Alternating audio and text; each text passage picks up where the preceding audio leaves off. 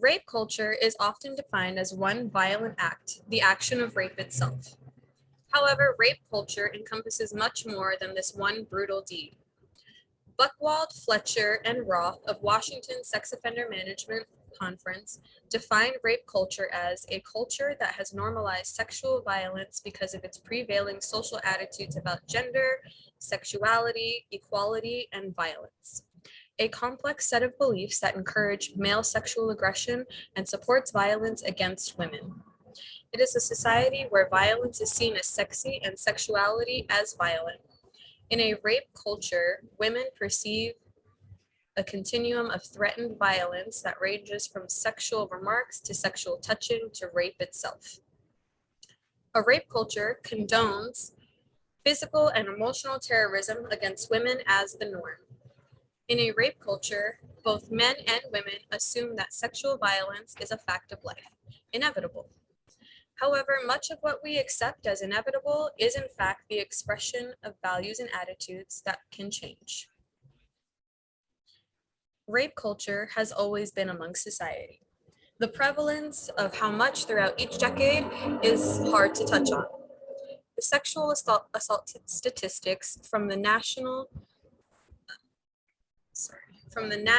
Sexual Violence Resource Center states that 81% of women in the United States have reported experiencing sexual harassment and or assault in their lifetime.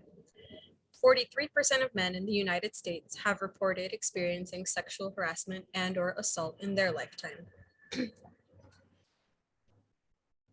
One in three women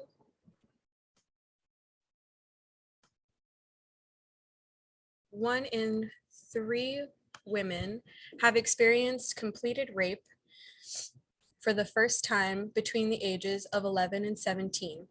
1 in 4 males have experienced completed rape for the first time between the ages of 11 and 17. These stats give us the information on the men and women that have been raped. They also depict harassment and sexual violence that continues to go on in the United States. Rape culture is not just one simple act itself. Rape culture is every catcall, every unwelcome touch or brush, every unwelcome sexual comment, every unwelcome sexual action or touch, and harassing a woman for her body from across the street without consent. What could be a casual touch or a casual gesture to a man could be a traumatic gesture for a woman to receive. There are several stories I'd like to share, a small excerpt that can help inform you of a victim's stance of rape culture. And unfortunately, many women here have already experienced rape culture in society today. There are many essays in this book that shed light on the different elements in rape culture and the different elements that people have experienced with rape culture throughout society. The first story is called "The Ways We Are Taught to Be a Girl." The ways you are taught to be a girl start when you are very young. When you are being taught, you don't know about the points. When you are being taught to be a girl, lessons are simply accepted. The price you pay for your curves and your holes.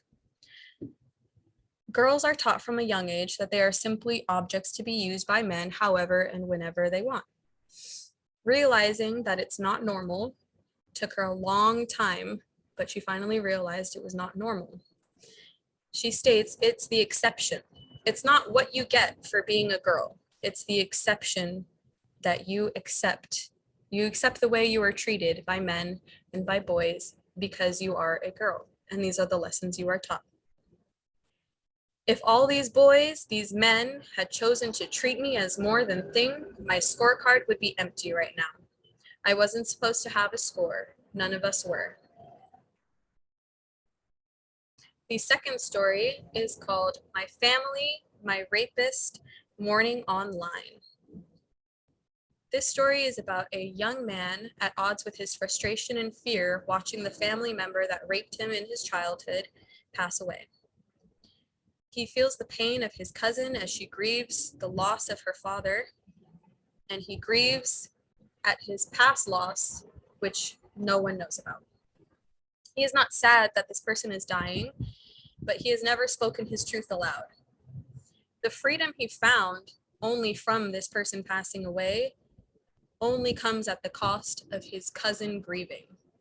He goes on to state that no one gets anything from nothing. A population of about 1.9 million women are raped in the United States, and 6.5 million women have experienced sexual violence other than rape every year. Approximately 5.7 million men experience sexual violence other than rape every year. If you or someone you know has been sexually assaulted, help is available. Call someone who can help at 800-656-4873. The National Rape Hotline Service, confidential 24/7 support through domestic and dating violence, sexual assault and harassment, and other victims of crime. Thank you.